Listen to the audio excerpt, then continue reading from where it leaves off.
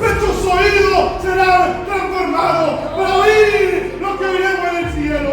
Nuestro corazón está capacitado. Cuando te tiene una emoción fuerte, se puede morir de un infarto al corazón. En el cielo experimentaremos gozo perfecto, sumo gozo en nuestro corazón. Para sentir eso que sentiremos en el cielo, tiene que ser un corazón transformado. Por eso necesitamos mayor gracia. Amén. Aleluya. O sea, lo que Dios ha hecho por nosotros ahora, por su gracia, no es comparable a lo que viene para nosotros cuando Él venga por su iglesia. ¿Esa es una razón o no para vivir en santidad? ¿Será esa una razón para mantenernos apartados para Él?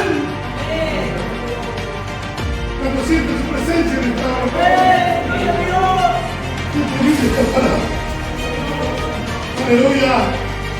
Por eso puedo decir en esta hora que vivir la vida en santidad no es una vida aburrida, es novedad de vida. Son cosas nuevas cada día, son cosas gloriosas cada día. En el Señor hay verdadero gozo.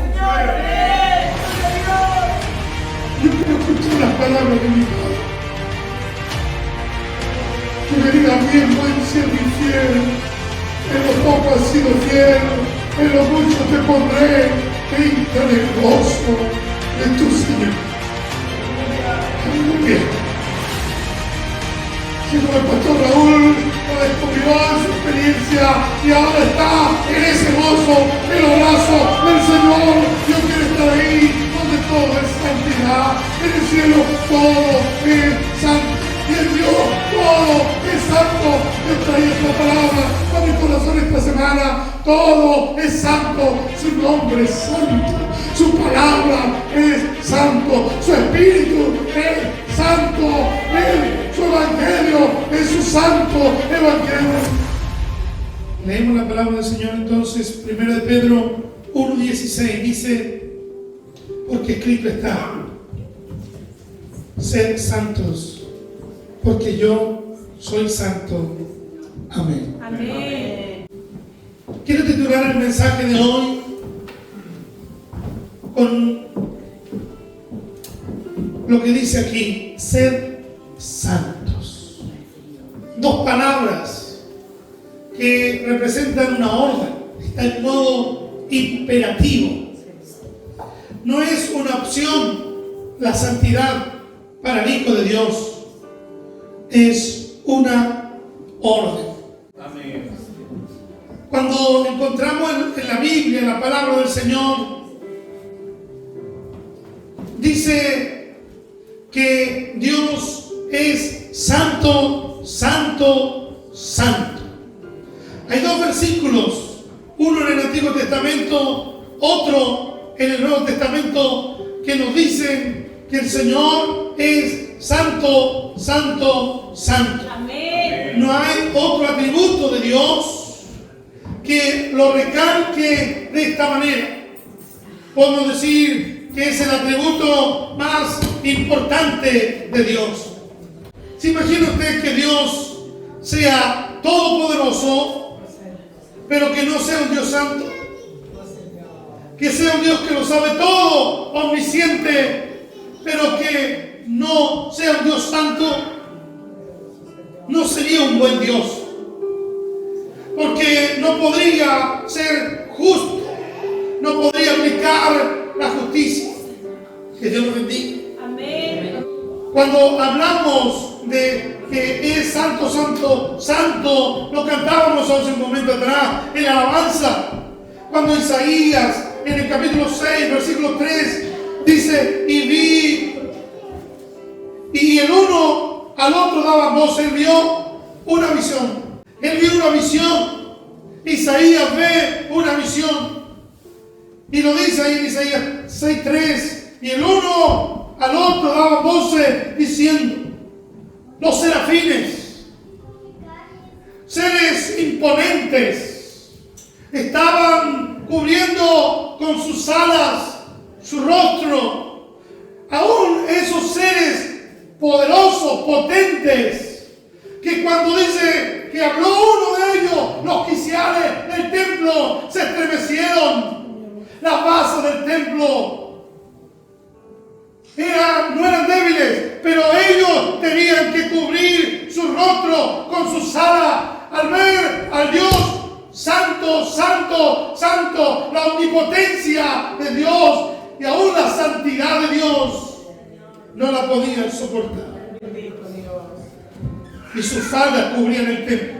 Señor. El borde de sus vestidos. Usted ve aquellos cuando se casa una novia, ¿cierto? La cola por allá, o cuando va una reina, en algunos hechos reales históricos, sale de larga vestidura, un vestido con una cola larga. Bueno, la falda de aquel Dios todopoderoso que no estaba en un trono bajo, dice que su trono era alto y sublime. Señor. Y sus faldas cubrían el templo. Bendito Dios. Lo llenaban todo. Hablaba de su opulencia, de su grandeza. Hablaba de la grandeza de Dios. No es un Dios pequeño. Su trono es alto y sublime. No hay otro como Él. No hay uno más grande que Él. Señor. Isaías estaba viendo esta visión. Amén. Y cuando él lo veía, lo que está viendo era para que él pudiera predicar, pudiera profetizar. Y él pudo decir, cuando el Señor quemó sus labios, heme aquí, envíame a mí. Que Dios nos ayude. Amén. Amén. El atributo más importante de Dios es su santidad. Nos dice la Biblia que Dios es amor, amor, amor. No, dice que Él es santo, santo, santo. Amén. Amén.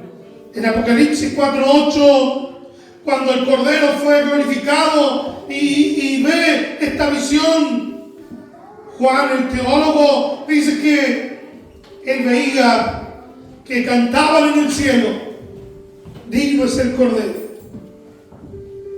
de abrir el libro, desatar su sello, y cantaban ellos al ver la victoria del Cordero. Santo, santo, santo es el Señor Dios Todopoderoso, el que era, el que es y el que ha de venir. Amén. Y aun cuando cuando hablamos de santidad, pareciera algo inalcanzable.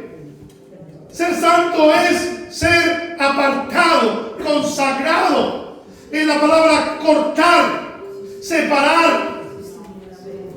Y es un atributo comunicable de Dios. Hay atributos que Dios no nos da, no nos ha traspasado. Nosotros no somos omnipotentes.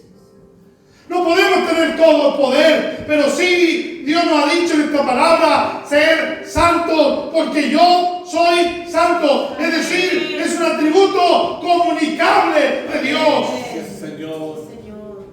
Nosotros tenemos que ser como el Señor. Eclesiastés 7:1 dice: mejor es la buena fama que el buen ungüento.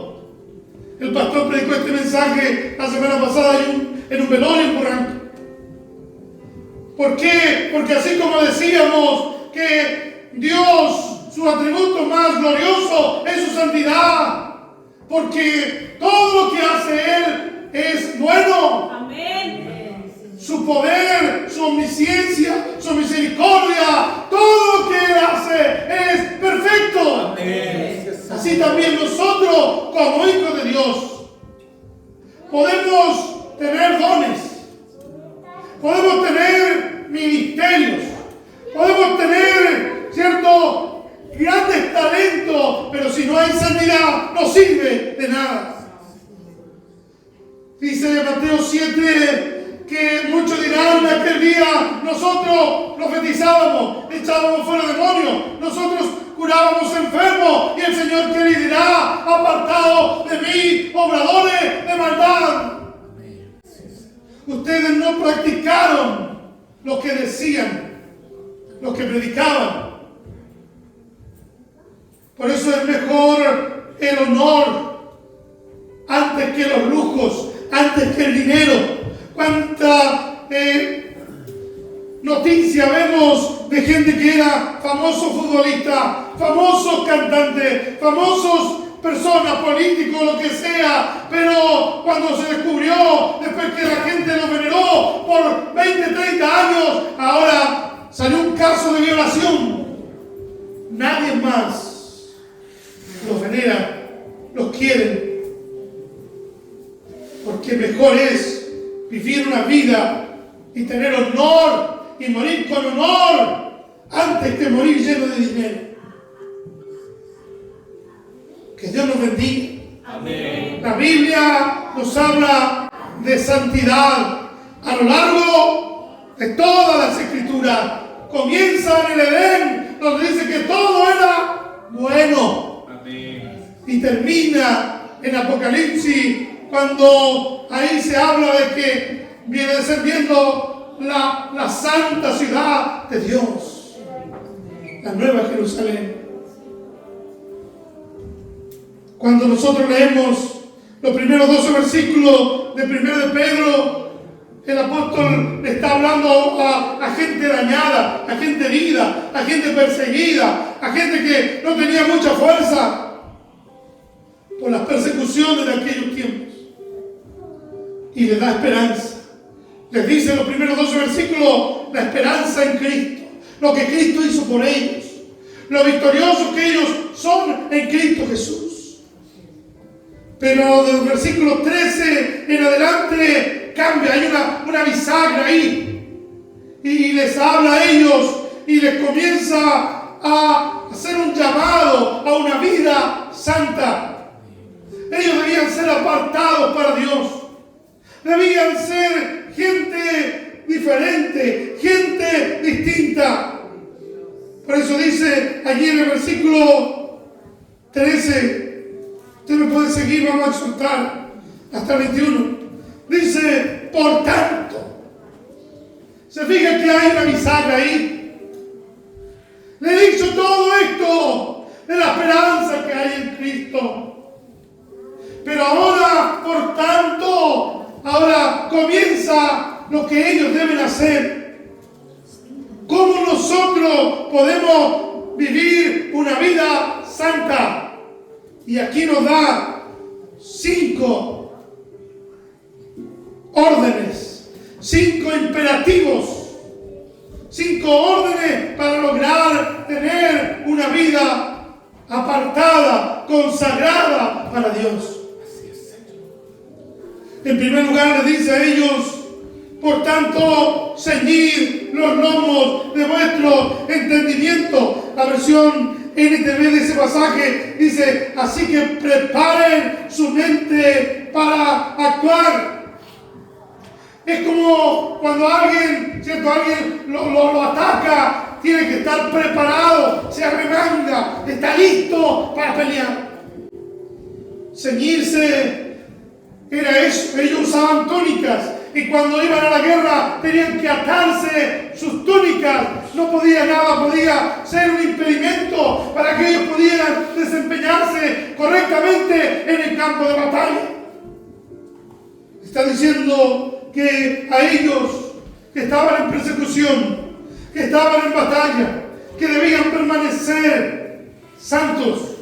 ¿Y cómo debían hacerlo? Primero, debían estar preparados. Ceñid los lomos de vuestro entendimiento. Debían tener la habilidad, la capacidad, ¿cierto? Conforme a la palabra de Dios, de vivir su vida de una manera seria. Amén. Acorde a las Escrituras. Amén. Alabado sea el Señor. Amén. Estamos en guerra. El mundo cada día va de mal en peor. Cada día vamos a contracorriente. Y cada día es mayor la lucha, mayor la batalla. Y nos contaminamos. Y cuesta cada día más vivir apartado para Dios. Dios, Señor. En segundo lugar, nos dice ahí, ser sobrios.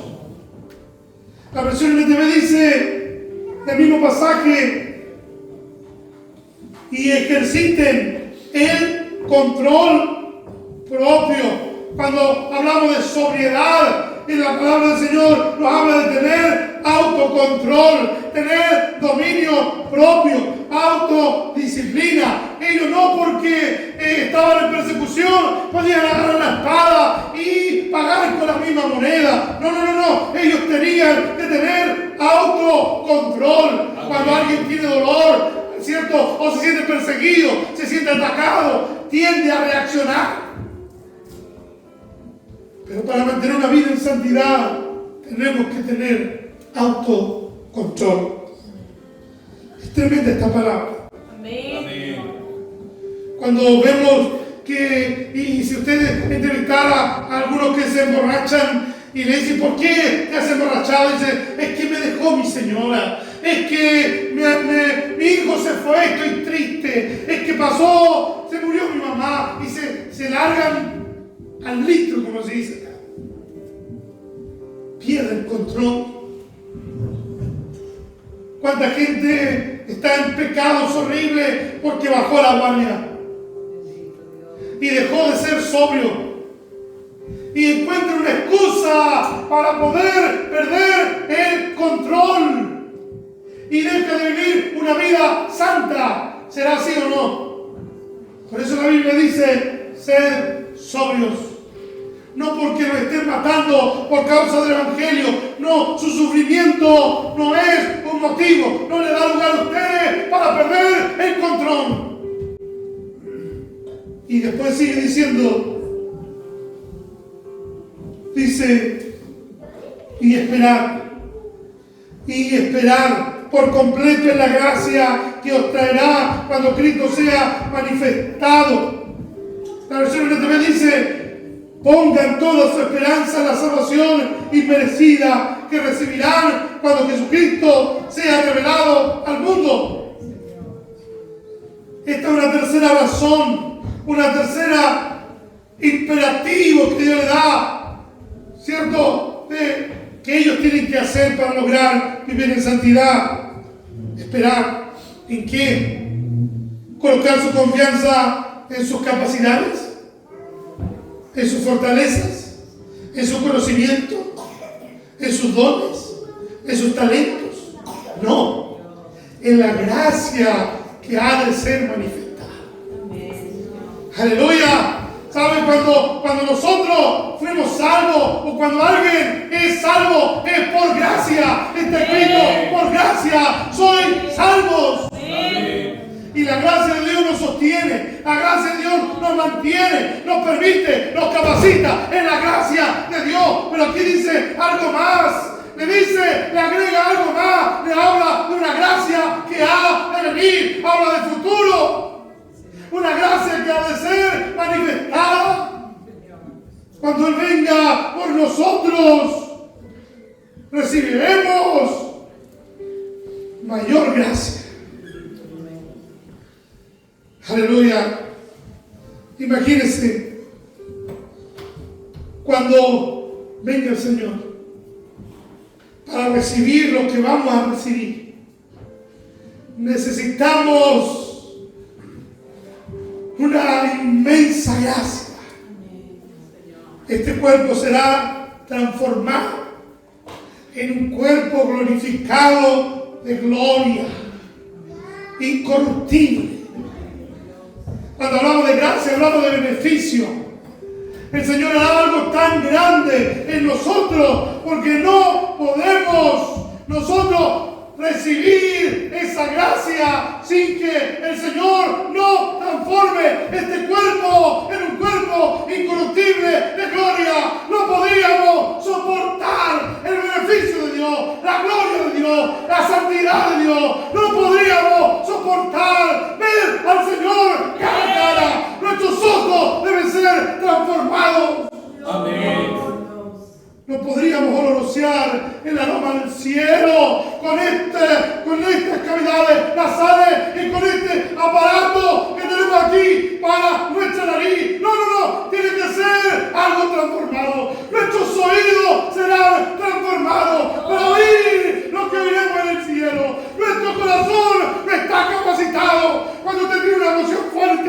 puede morir de un infarto al corazón. En el cielo experimentaremos gozo perfecto, sumo gozo. Y nuestro corazón, para sentir eso que sentiremos en el cielo, tiene que ser un corazón transformado. Por eso necesitamos mayor gracia. Amén. Aleluya.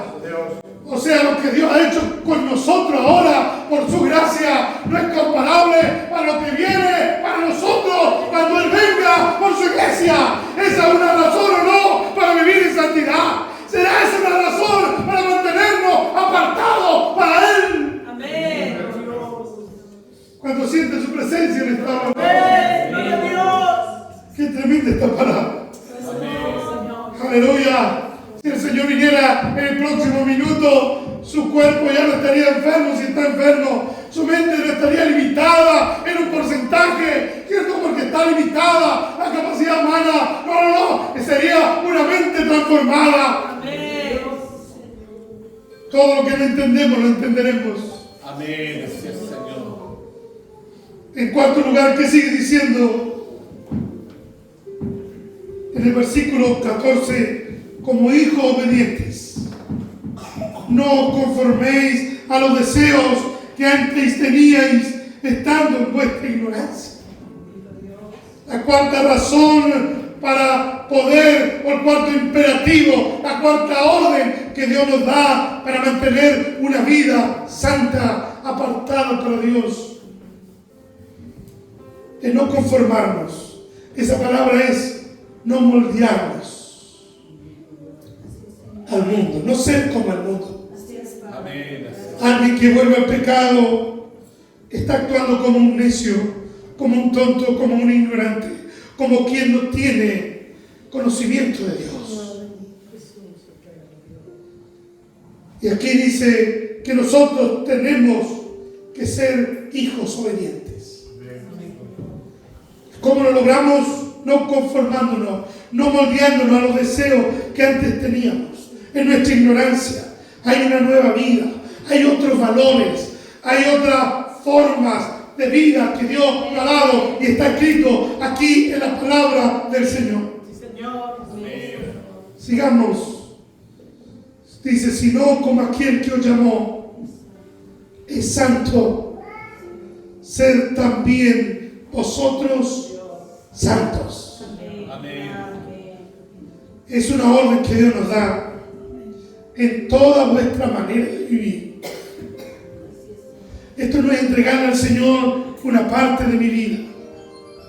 Esta área la voy a consagrar a ti. Esta otra área, Señor, no me la toques. En toda vuestra manera de vivir, sin diferencia. Somos santos aquí adentro y afuera.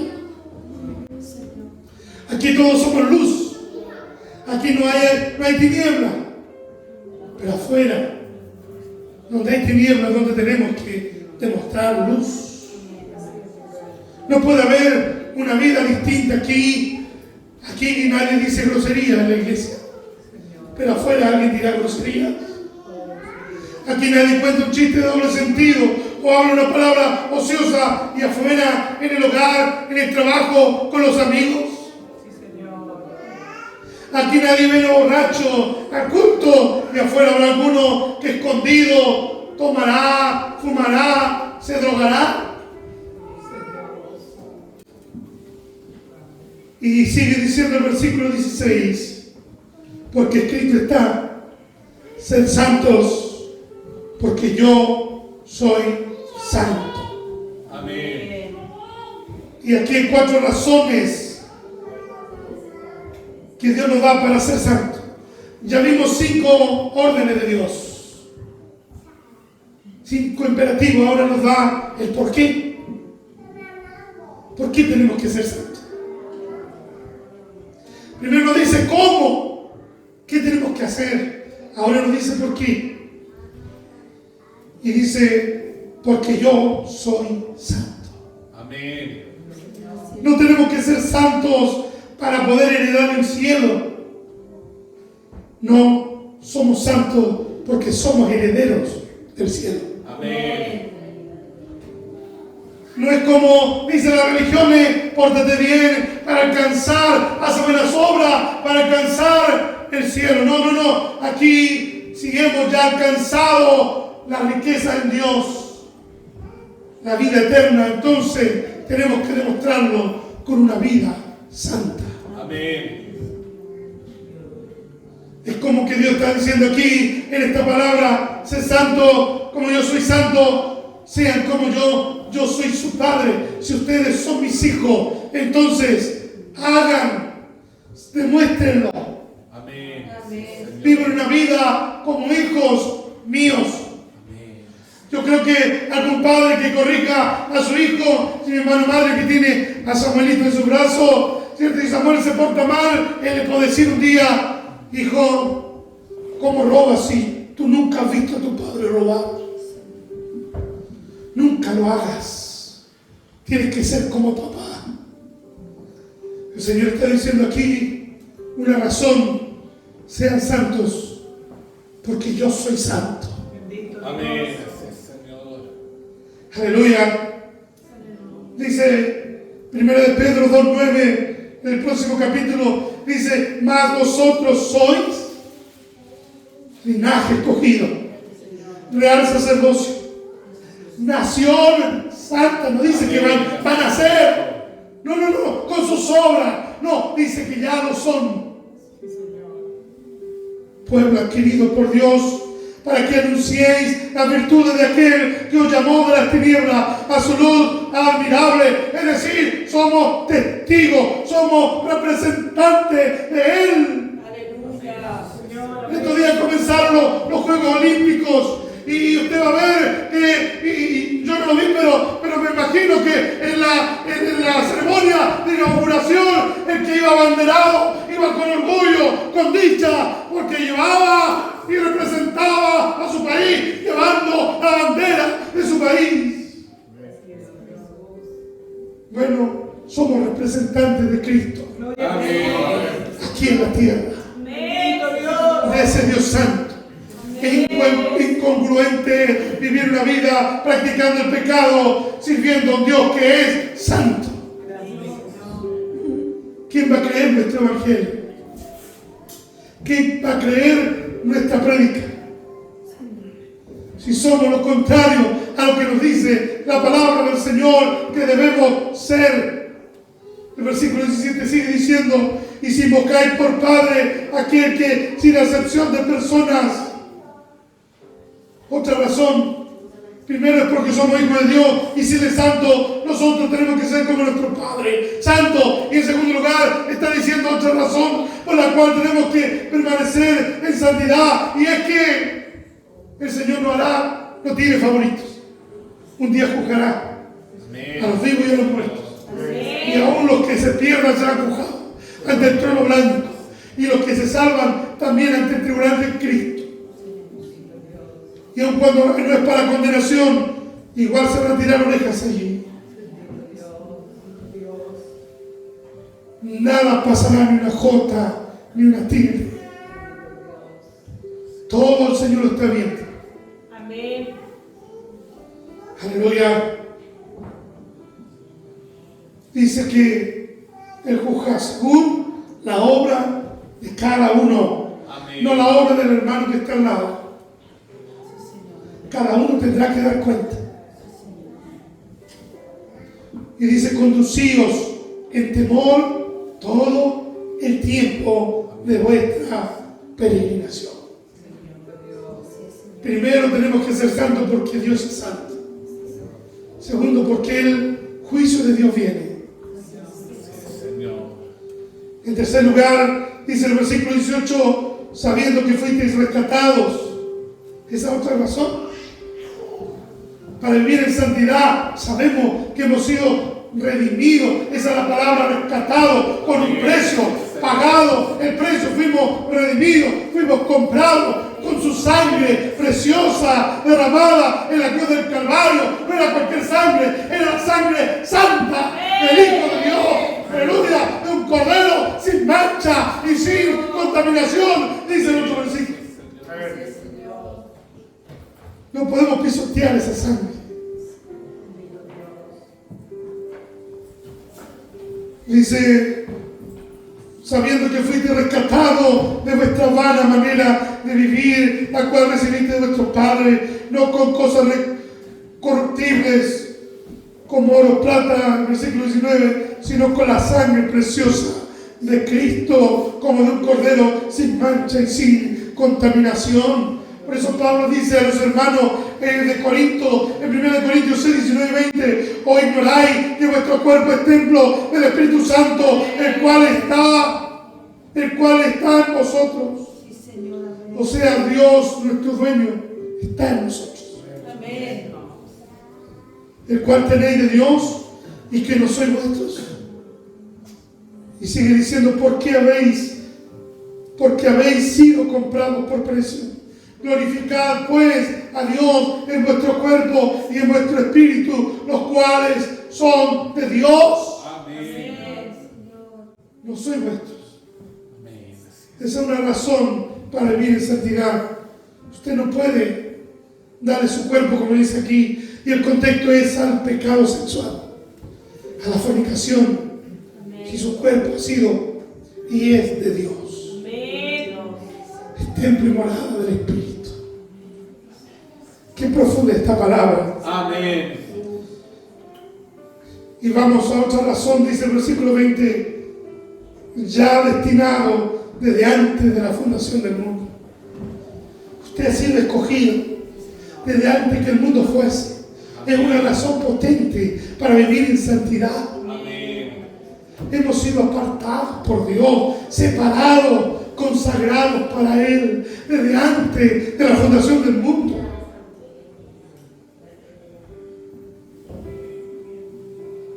Pero manifestado en los postreros tiempos por amor de vosotros, es decir, Cristo. Cuando todo, porque Él sabe el presente, el pasado y el futuro, Él es Dios, porque Él conoce todos los tiempos. Cuando iban a hacer al hombre, ellos sabían que el hombre iba a pecar y la condenación iba a ser la muerte, pero Cristo dijo, yo me ofrezco por ellos, yo doy mi vida por ellos, yo prefiero morir en lugar de Conrado, en lugar de Andrea, en lugar de José Luis, yo prefiero morir para que ellos no sean muertos. Y Él lo escogió desde antes de la fundación del mundo. Amén. Alguien impacta esa palabra. Será una razón para vivir apartado para Dios. Si nos apartó para Él desde antes de la fundación del mundo, Él nos dice ahora, hoy vive apartado para mí. Ya te aparté desde antes de la fundación del mundo. Te escogí desde antes de la fundación del mundo. Te consagré, te di mi nombre. Aleluya. Desde antes de la fundación del mundo. Amén. Te salvé. Qué tremendo es esto. Y termina el versículo 21, y mediante el cual creéis en Dios, quien le resucitó de los muertos y le ha dado gloria para que vuestra fe y esperanza sean en Dios. Amén. ¿Cuántos han creído en Jesús? Sí, Señor. Amén. ¿Cuántos han sido salvos por Él? Amén. Si hemos creído en Jesús, entonces tenemos que vivir una vida, como dice, andar como Él anduvo, seguir las pisadas del Maestro. Tenemos que ser como Él fue. Él vivió una vida sin pecado. Esto quiere decir que usted nunca va a fallar. No, que yo no voy a fallar. No, ¿sabe? Nosotros fallamos, nosotros pecamos, pero nosotros tenemos que luchar para vivir de la mejor manera delante de nuestro Dios. Sin santidad nadie verá al Señor. Amén. Y voy a concluir este mensaje. ¿Sabe? El Evangelio no es aburrido. Cuando hablamos de santidad, pareciera que es un mal chiste. Es una palabra que nos ha sido dada para que perdamos la alegría. Cuando hablamos de santidad, de consagración, pareciera ser ese que está en el monte apartado y barbón y no tiene contacto con el mundo civilizado. realizado un ermitaño espiritual. Algo aburrido. Ser santo, vivir apartado, consagrado para Dios, no es eso. Es lo más glorioso, es lo más grande, es lo más preciado que nosotros podemos tener y hacer en esta vida, vivir para Dios. Amén. Yo les contaba que el pastor estuvo predicando ahí en Puranque la semana pasada. Sepultamos al pastor Raúl, nuestro tío, un ser querido muy cercano. Y cuando yo hice el video, porque hago esos videos para cuando se ve en el último día, y yo pedí la foto y me enviaron fotos y videos, los hijos, los nietos, los familiares, y en uno de esos videos él cuenta una experiencia que tuvo con Dios. Usted lo puede ver, yo lo subí, y él cuenta una experiencia que tuvo con Dios. Cuando fue operado el corazón abierto, él fue al cielo. Él se recuperó después, pero estuvo muerto. Tuvo una experiencia con Dios. Y él fue al cielo. Y el cielo no era aburrido. Todo era santidad. Y sus palabras no fue lo que más me impactaron, sino lo que pasó cuando él volvió. Cuando él volvió, contaba la tía y mis primas, mis primos, cuando él volvió a la vida otra vez, dice que no quería abrir la boca, no quería proferir palabras, no quería decir nada, no quería conversar, porque él, lo que vivió arriba, fue tan glorioso, fue tan perfecto, fue tan santo, que él no quería perder de volver a ese lugar, no quería pecar contra su Dios. Tuvo como una semana y no hablaba por temor a fallarle a su Dios. Debiéramos vivir de esa manera, porque ese es nuestro lugar. Amén. Y él no quería volver, porque ahí había gozo, había paz, ahí había salud, ahí no había muerte, no había enfermedad, no había aflicción, no había problema. Él no quería volver a ese cuerpo, no quería volver otra vez. Pero no le fue continuado seguir y alguien le hizo volver. Sin santidad no hay gozo. Romanos 14:17 dice, porque el reino de Dios no es comida ni bebida, sino justicia y paz y gozo en el Espíritu. Señor. Juan 15:11 dice, si guardáis mis mandamientos, permaneceréis en mi amor, así como yo he guardado los mandamientos de mi Padre y permanezco en su amor. Estas cosas os he hablado, ¿para qué? Para que mi tristeza esté en vosotros. Para que vivan una vida aburrida. Estas cosas os he hablado para que mi gozo esté en vosotros y vuestro gozo sea perfecto. Amén. Señor. Aleluya. Por eso David decía en el Salmo 16, versículo 11, me darás a conocer la senda de la vida. En tu presencia hay plenitud de gozo. En tu diestra deleites para siempre. Vivir para Dios es lo más glorioso. Amén. Por eso cuando él falló, David le dice al Señor en el Salmo 51, ahí en el versículo 11, no me eches delante de ti y no quites de mí tu Santo Espíritu. Le dice después en el versículo 12, vuélveme el gozo de tu salvación. El placer del pecado no se compara al gozo del Señor. Aleluya. Qué tremenda esta palabra. Amén. Pero cuando al contrario, vivir una vida lejos de Dios, con el mundo lleno de pecado y lejos de Dios, es una vida triste, una vida amargada. Hay muerte, hay destrucción, hay ruina. ¿Qué cosa Dios hace con el pecado? ¿Con quién comete el pecado? Dos cosas. En primer lugar, Dios lo destruye. Como destruyó a la raza humana con agua en el diluvio, como destruyó a la generación pecadora de Sodoma y Gomorra, como destruyó a Acán, como destruyó a Ananías y Zafira por mentir al Espíritu Santo. Destruye, y Dios también se aleja. Se alejó de Adán y Eva, dice que los echó del huerto cuando ellos pecaron, los sacó Jehová del huerto, dice Génesis 3:23. Cuánta gente a lo largo de la historia como David le dice: no me eches delante de ti, no te alejes de mí. El pecado hace que Dios se aleje. El mismo Jesús, cuando llevó nuestros pecados, siendo el Hijo de Dios, muriendo sin mancha y sin contaminación en esa cruz, pero al tomar nuestro pecado, exclama: Elí, Elí, lama sabactani, Padre, Padre, ¿por qué me has abandonado? Aleluya. Por eso puedo decir en esta hora que vivir la vida en santidad no es una vida aburrida, es novedad de vida. Son cosas nuevas cada día, son cosas gloriosas cada día. En el Señor hay verdadero gozo. Señor, gloria a Dios.